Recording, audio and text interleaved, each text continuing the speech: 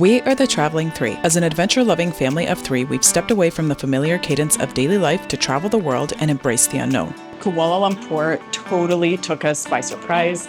This city is packed with family-friendly adventures and tons of things to do. From wandering vibrant night markets. At night, it is absolutely bustling. I like when he does the henna. It tickles. To marveling at the Petronas towers. We're going to take a stroll around the park and get some pretty good views of these amazingly massive buildings. Eating incredible local foods. The amount of flavor that they pack into the broth is amazing. And even exploring ancient caves. So beautiful. I've never seen something like that, have you? No, I've never seen anything like that before either. And the best part is that it's all super affordable.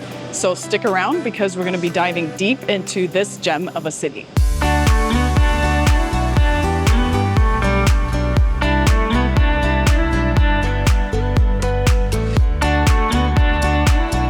Alright guys, welcome to country number 13, Malaysia.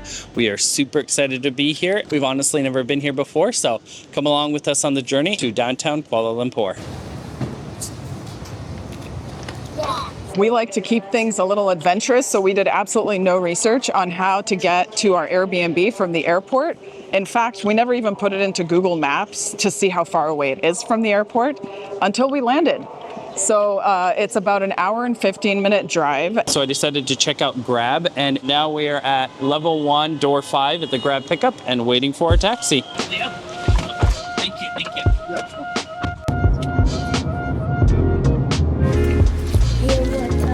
We stayed at an amazing 2-bedroom Airbnb in the heart of downtown Kuala Lumpur. It's a Tribeca service suite and features 2 infinity pools, a gym, indoor playground, and other amazing amenities. You can find the link in the description.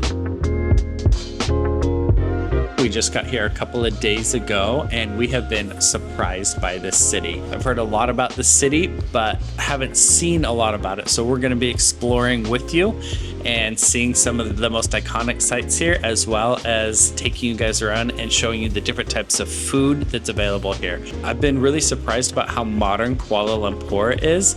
It's an absolutely gorgeous city. It's vibrant. The smells as you walk by all the food stalls here are amazing. And we're starting off today in this really cool restaurant that we found. It's absolutely beautiful. The tiles and the decor here are gorgeous and the food is incredible. So the first thing we got here is lobster balls, fish balls, and I think chicken balls. Aaliyah loves this, and it comes with this red sauce that is absolutely delicious. I don't actually know what they put in this sauce, but man, it is super good. So I can't remember what my meal is called. We'll put it in the description below. But this is traditional Malay food. Anita got like the very famous type of Malay food. Again, I'll put it in the description below. Mine has like noodles, and I got it with spicy chicken and an egg on top. So let's try this out. I don't know what spices they use in here, but wow.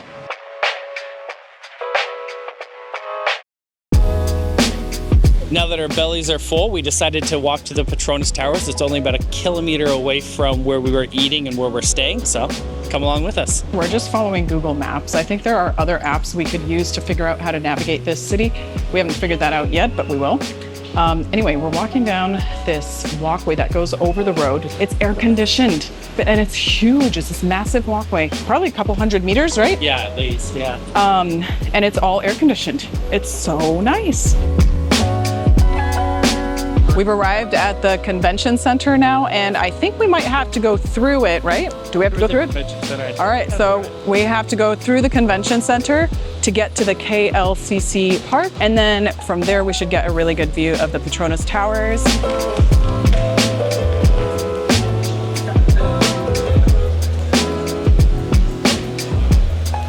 We're here at KLCC Park, and behind me is the Petronas Towers. It's the tallest twin towers in the world. When they were first built, they were actually the tallest towers in the world. So we're gonna take a stroll around the park. There should be some beautiful lakes and some other things to check out here and get some pretty good views of these amazingly massive buildings. And they are beautiful. Come on.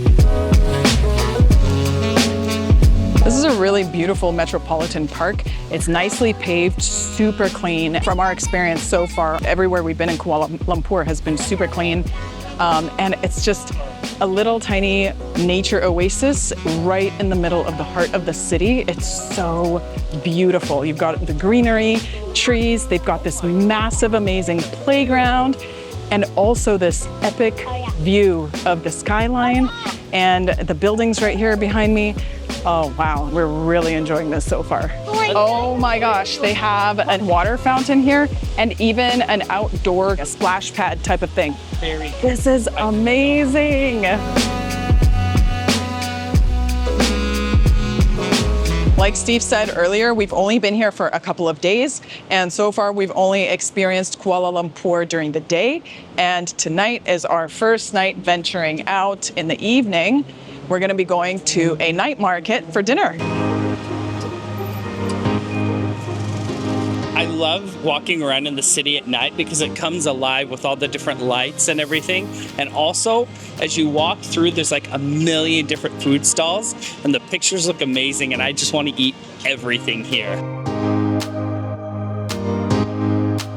I love crossing the street here because everyone just goes in diagonal directions, straight, and like every direction ever. It's totally my style of crossing the street. It makes me feel like I'm not jaywalking if I'm doing this. So one thing we're finding is that there are way more people out at night than during the day, right? Don't you think? A lot more people, yeah. Way more people out at night. Also, there's a lot of street vendors out during the night that are not out during the day, so it's fun just to walk down the street, look at all the different little shops that they set up.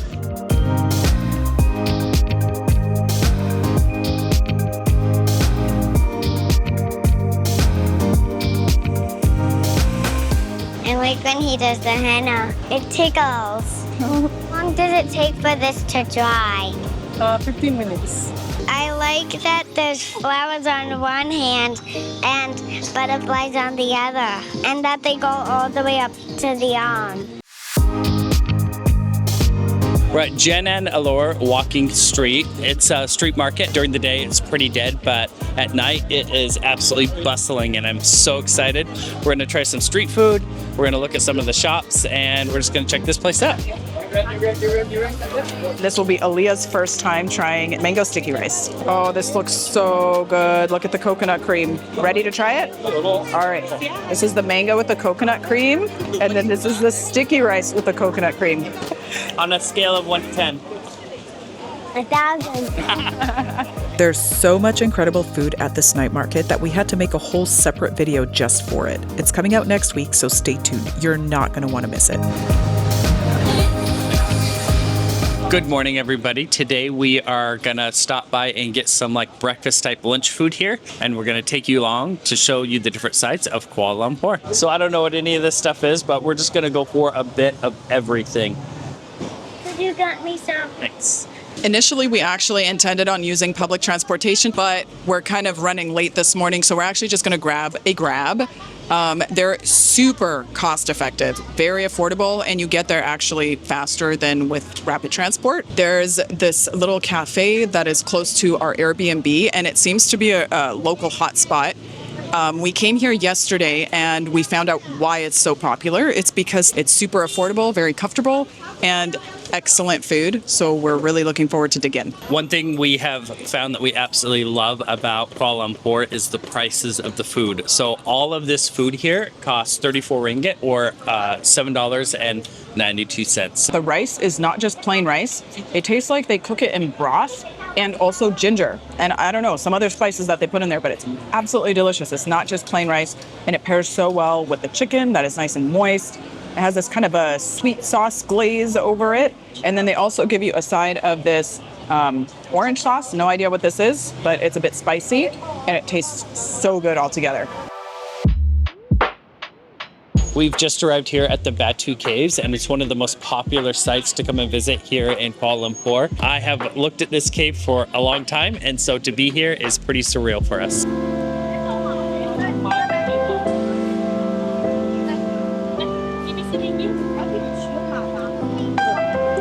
So far, the entrance here has been really interesting.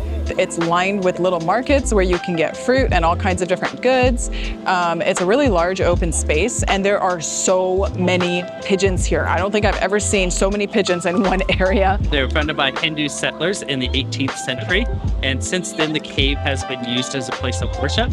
And what's really interesting is there's actually several different caves here and all these intricately decorated temples along the way. So we're going to check out a couple temples. We're going to go up into the main cathedral cave, and then we might go check out some of the other little caves as well. The entrance is said to be guarded by a Hindu god. I don't remember the name of the god. It's a massive statue, and there is this gorgeous staircase that goes all the way up to the top of the entrance of the cave, and that is where we are headed now.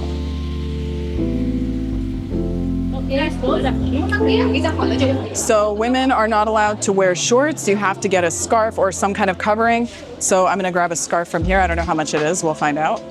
How much for a scarf? 15 ringgit, ma'am. 1.5? No rental, just buying only. Okay. Hi. Thank you very much. Okay. They're so nice.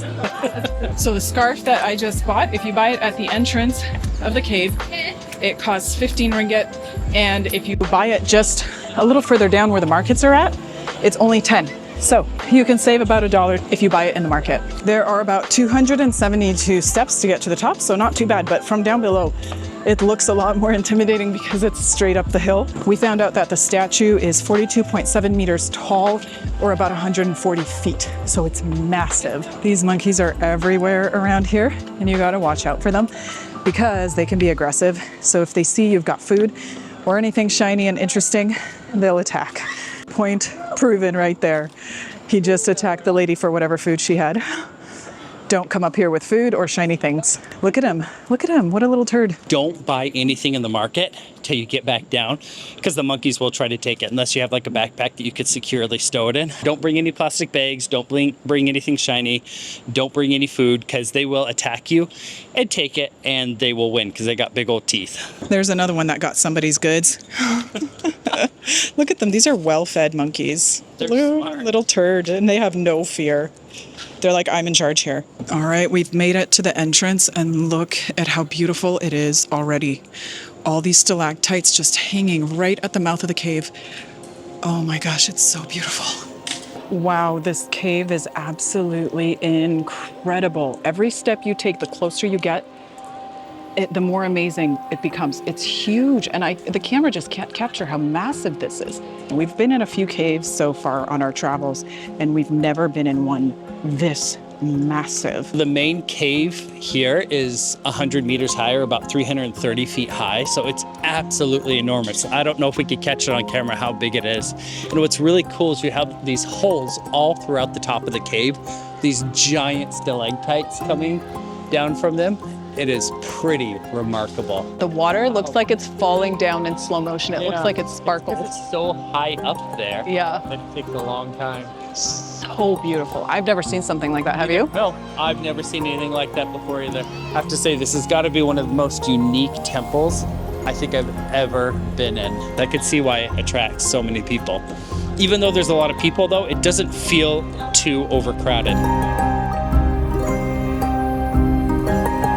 One of the main reasons that you should add this place to your list of places to go while you're in Kuala Lumpur is not only is it absolutely incredibly beautiful, it's also free. So there's no fee to come here. You can just come and wander, and then if you feel like you want to give a donation, there are multiple donation boxes where you can do that.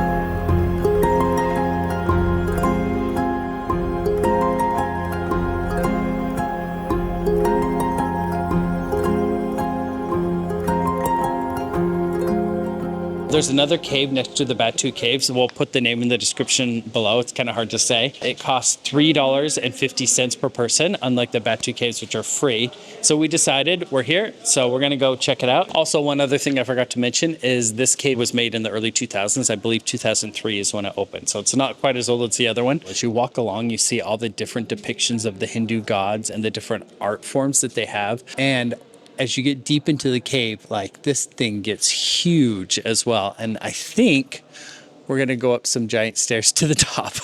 So this here is the entrance, and then you go up this staircase that goes all the way up there. And that's where we're going now. All right, this cave is officially really worth visiting. I mean, look at this view from the top, and we're not even all the way in. It really opens up when you get inside. You get to hear the bats chirping, and you can see the stalactites off of the ceiling with all the different colored lights. Don't miss this one when you come to the Batu Caves. $350 a person, totally worth it.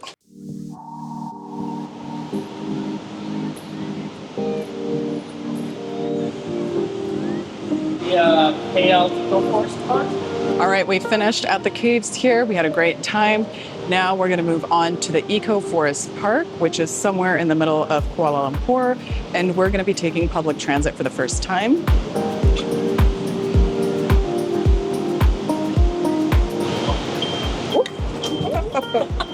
I guess the doors don't stop if you go through. They just crush you.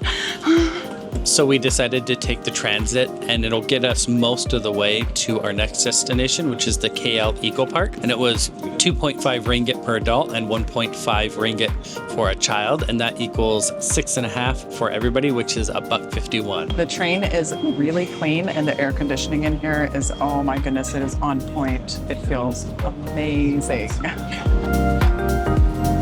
Make sure to hold on to your ticket because you need it to get out of the train station.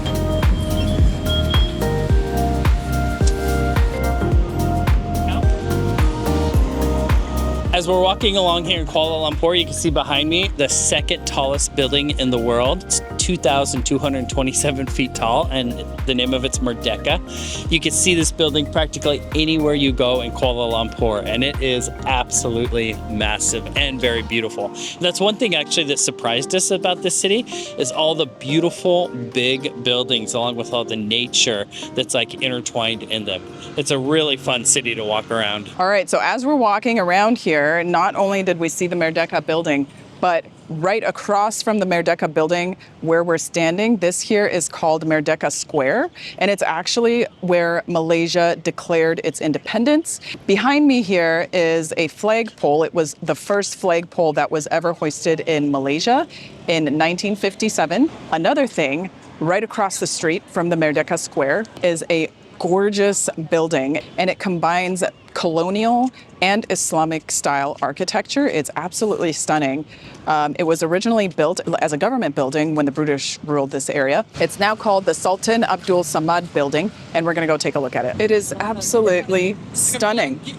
There's the British style clock tower there, and you can see the arches that are the Islamic influence of the architecture. Apparently it is still used as a government building. It's obviously just for the Malaysian government now. So, really interesting.